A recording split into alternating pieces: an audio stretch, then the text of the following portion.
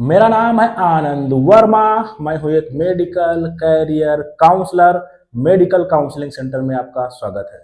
बात कर लेते हैं जो हमारे 4 मेडिकल कॉलेजेस हैं यूपी के, इनमें क्या केस था और रिसेंटली क्या डेवलपमेंट हो रहे हैं। आपकी काउंसलिंग डिले हो रही है क्योंकि 4 मेडिकल कॉलेज वाला केस जो रिजर्वेशन वाला था, यानी स्पेशल रिजर्वेशन वाला था, इसकी वजह से चीजें डिले हो रही हैं। उससे पहले मैं चंद बातें आप लोगों से करना चाहूंगा क्योंकि जाहिर सी बात मैक्सिमम बच्चा ये जो एससी एसटी कैटेगरी वाला वीडियो देखेगा।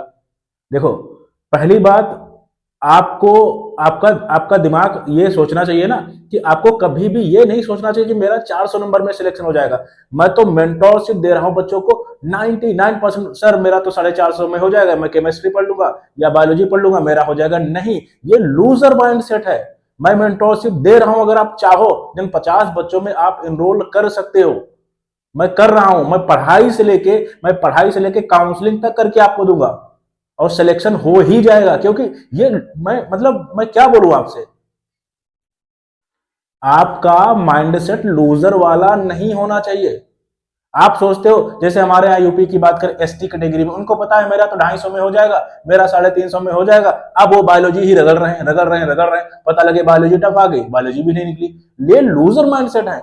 आप तैयारी करो दिल्ली एम्स के लिए। जब दिल्ली एम्स के लिए करोगे देन आपको जो है टॉप कॉलेजेस मिल जाएंगे। लेकिन आप क्या सोचते हो, मेरे 400 नंबर है, मेरा तो लास्ट ईयर की कट ऑफ 400 गई थी, मैं उस हिसाब से पढ़ लूं। 8 महीने तुम्हारे पास भी हैं, 8 महीने किसी दूसरे कैटेगरी के पास भी होते हैं, लेकिन उनको दिमाग में यह रहता है कि मुझे सब कुछ पढ़ना है। ये एक कड़वी बात है लेकिन आपको एक्सेप्ट करनी पड़ेगी। पहली बात, आप अपने दिमाग से ये हटाओ कि हाँ मैं कैटेगरी से बिलोंग करता हूं, मेरा 450 में हो जाएगा। नहीं, आप पढ़ोगे दिल्ली एम्स के लिए, टॉप करने का सोचोगे तब आपको कॉलेज मिलेगा। यहां मैं देख रहा हूं 3-3 4-4 5-5 साल से बच्चे जो जो काम कर रहे हैं, 250 नंबर ला रहे हैं, 300 नंबर ला रहे हैं। कैटेगरी में एसटी कैटेगरी की बात कर रहा हूं, कैसे पढ़ रहे हो भाई? नहीं, ये लूजर माइंडसेट है। आप कोई जरूरी नहीं तो कोचिंग में एडमिशन ले लोगे और आपका सिलेक्शन हो जाएगा। कोचिंग में एडमिशन तो 99% बच्चा लेता है। उसको सही से गाइडेंस सारा कुछ करना है और अच्छे से चीजों को सीरियस लेना है। ये नहीं कि मैं कैटेगरी का हूं, मेरा 250 में हो जाएगा। नहीं, एक बार रिपीट कर रहा हूं, last time, Delhi AIIMS target वो करो, 720 का टारगेट करोगे तब आपको जो है टॉप कॉलेज मिलेंगे। और अगर आप 250 का टारगेट कर लोगे, 450 का, एक बात बताओ, 450 का अगर आपने टारगेट किया तो क्या 450 में आप 100 में से 100% सही कर लोगे? 450 नंबर का पढ़ोगे, 300 पे बंद हो जाओगे और बाहर हो गए। और अगर 300 नंबर का टारगेट लेके चलोगे, 250 पे बंद हो जाओगे एंड बाहर हो गए। जब 720 नंबर का पढ़ोगे तब जाके आप 600 650 नंबर पे आओगे। ये बात समझो, आपके लिए तो 100% हो गया ना, लेकिन 100 में से 100% आप नहीं सही कर पाओगे। ये माइंड सेट है, इसको चेंज करो, इसको चेंज करो भाई। और दूसरी बात, क्या कैसे क्या इसमें आगे करना है, रिजर्वेशन सिस्टम में आपको बता दे रहा हूं। जैसे कैटेगरी की बात मैं करूं, कैटेगरी में ऐसा नहीं है, जैसे हम जो गवर्नमेंट है, जो स्पेशल कोटा, हमारी जाहिर सी बात संविधान के थ्रू सारी चीजें हुई हैं, देन उसमें ऐसा नहीं, एक छोटा सा हेल्प किया जाता है। ऐसा नहीं कि उनको, एक बात बताओ, इतने आईआईटी हैं, इतने सिविल में हुए, इतने जो है आपके मेडिकल कॉलेज, क्या बच्चा वहां एससी एसटी कैटेगरी का फेल हो जाता है? एक बार रिसर्च करना, जो दूसरी कैटेगरी के लोग हैं वहां भी टॉप करते हैं, वहां भी इनको पास होना पड़ता है। एक बार देखना जाके, कुछ भी अंतर नहीं है मेडिकल कॉलेज में। ये केवल आपका माइंड सेट है कि वो पढ़ता नहीं है, पुल गिरा देगा। कैसे हो सकता है भाई? केवल एक छोटा सा धक्का दिया जाता है कि हाँ इनको थोड़ी फैसिलिटीज कम दी गई थी, चलो ठीक है, आप रिजर्वेशन लेके आप 450 नंबर पर पहुंच जाओ। लेकिन वहां उसको पढ़ना पड़ता है और वो पढ़ता भी है, टॉप भी करते हैं। जाके एक बार चेक करना, जितने भी आईआईटी हैं या मेडिकल कॉलेज हैं, वहां जाके चेक करना, बच्चा पढ़ता भी है, टॉप भी करता है। फेलिंग परसेंटेज आप जाके देखना, नहीं होता, सबके बराबर वो करता है। तो ये आपको भी सोचना चाहिए, ठीक है। अब मेन बात पे आ जाते हैं, प्लीज ये चीजें समझो यार। और कैटेगरी कैटेगरी को पकड़ता ही नहीं है, ये भी मैंने देखा है।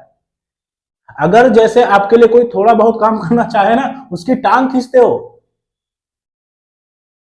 वैसे भी आपका सपोर्ट करने वाला कोई नहीं है। अगर थोड़ा बहुत करना चाहे ना तो कुछ लोग मिल जाते हैं। सर ये मैं क्या बोलूं, मतलब निशब्द हो जाता हूं, कभी कभी लगता है क्या है, ठीक है।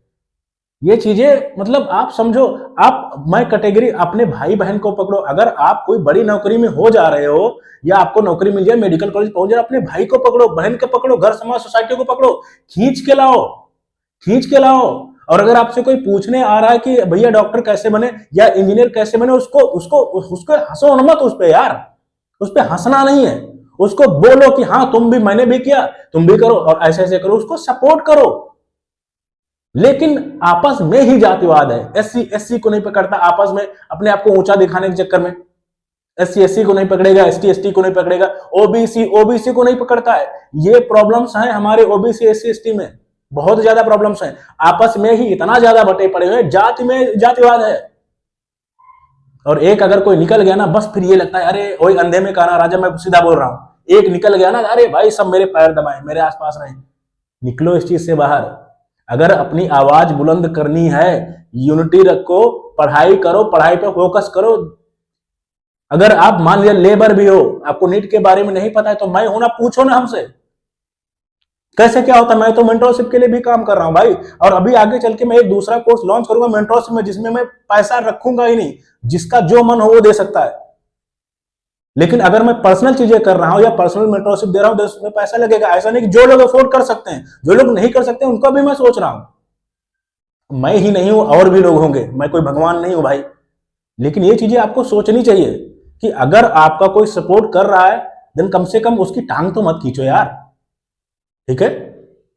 और ये बहुत ज्यादा होता है हमारी कैटेगरीज में, तो प्लीज इनसे बाहर निकलो। और एक बार जो भी लोग सोचते हैं कि जो है ये मतलब अच्छा डॉक्टर नहीं बनेगा, जाके एक बार जाना मेडिकल कॉलेज में। मान लिया वो कैटेगरी से गया होगा, 450 नंबर पे बैठा होगा, लेकिन वहां भी पढ़ता है, टॉप करता है, पास होता है, 5 साल वहां भी वो भी करता है।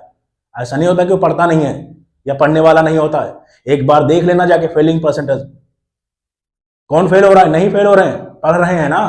लेकिन छोटा सा धक्का देना जरूरी है उनको, ठीक है। अब मेन बात पे आ जाते हैं, मेरी बात पे गौर जरूर करना, बहुत ज्यादा गौर करने की बात है, और मैं इस पर 4 घंटे बोल सकता हूं। आ जाओ बात करते हैं, ठीक है। मैं खुद ओबीसी से आता हूं, मैं वर्मा में ओबीसी से आता हूं, मैं बहुत वीडियोज में बोल भी चुका हूं, लेकिन मैं करने की कोशिश कर रहा हूं कुछ, मतलब मैं क्या ही बोलूं तुमसे, ठीक है। चलो केस मैं आपको बताता हूं। देखो सबसे पहले जानो कि 21% रिजर्वेशन हमारा जो है यूपी में है। और अगर मैं टोटल सीट की बात करूं, देन 1220 से लेके 1245 टोटल सीट है फॉर एससी कैटेगरी के लिए। ये ऐसे आप आराम से कैलकुलेट कर सकते हो, जैसे 100 सीट है तो 21 सीट आपकी जो है एससी कैटेगरी के लिए हो गई, क्योंकि रिजर्वेशन है, ठीक है। उस हिसाब से आप कैलकुलेट कर सकते हैं। एग्जैक्ट ये इस वजह से नहीं बताया जा सकता क्योंकि सीट मैट्रिक्स में चीजें ऊपर नीचे होती रहती है, कोई कॉलेज आ गया, कोई ऐसा आ गया, कोई वैसा आ गया, जो कि अभी कॉलेज आ सकते हैं, यूपी में अभी कॉलेज आ सकते हैं, ठीक है। केस क्या है, 4 मेडिकल कॉलेज जैसे अंबेडकर नगर हो गया, जालौन हो गया, कन्नौज हो गया एंड सहारनपुर हो गया। इसमें क्या था, आपका रिजर्वेशन होता है 21%, लेकिन इसमें बढ़ा के 4 मेडिकल कॉलेज में आपका 79% कर दिया गया था, 79% कर दिया गया था, ठीक है। तो अगर उस परसेंटेज की बात करें, टोटल सीट इन 4 मेडिकल कॉलेज में 340 है। 340 में से आपकी 44 सीट ओबीसी कैटेगरी के लिए, 20 सीट एसटी कैटेगरी के लिए एंड 248 सीट एससी कैटेगरी के लिए एंड केवल जो है आपकी 28 सीट फॉर ओपन कैटेगरी के लिए हैं। अब मेरी बात समझना, तो ये आप यहां से देखना, 340 से 248 सीट, ये लड़ाई इसकी है। 248 सीट केवल किसकी है, ये आपका रिजर्वेशन कितना, 79%, केवल एससी कैटेगरी की है। और इनको रिजर्वेशन स्पेशल कोटा के तहत दिया गया था। क्यों दिया गया था, ये लास्ट गवर्नमेंट समझे, इसके भी केस स्टडी है, इस पे भी चीजें हैं, ठीक है। और ये तो गवर्नमेंट पे सारी चीजें डिपेंड करती हैं, ओके। तो ये मैंने आपको बता दिया, केस इन सीट्स का है। अब आपको बताते हैं आगे क्या। हमारी जो इलाहाबाद हाईकोर्ट की लखनऊ जो बेंच है, इसमें जस्टिस थे जस्टिस पंकज भाटिया, और जो पिटिशन दायर करने वाला था उसके जो एडवोकेट थे मोतीलाल यादव जी। इन लोगों ने यहाँ पे मतलब किया हुआ था, बहस हुई, सारी चीजें हुई। देन जो स्टेट हमारा जो कोर्ट है, हमारा जो है हमारा जो हाई कोर्ट है, तो उसने ये बोला कि मतलब जो है ये मतलब संविधान के खिलाफ है या इलीगल है। देन उसको नॉर्मल करने के उन्होंने बोला था कि चीजें नॉर्मल कर दो, जैसे जैसे 21% सारे मेडिकल कॉलेज में रिजर्वेशन है, वैसे इनको 4 मेडिकल कॉलेज में कर दो, ये चीजें बोली गई थी। लेकिन अभी इसका रिसेंटली मामला क्या, ये मामला आपका जो है सुप्रीम कोर्ट में है, ठीक है। ये मैं बहुत बच्चों को बोल भी चुका हूं। अब इस पर कैसा निर्णय आता है कैसा नहीं आता है, ये देखने वाली बात होगी। तो अभी ये मामला सुप्रीम कोर्ट में है, और इस वीडियो में मैंने आपकी कमियां भी बताई हैं, आपकी अच्छाइयां भी बताई हैं। समझो चीजों को, टॉप करने का सोचो, ठीक है। Thank you very much.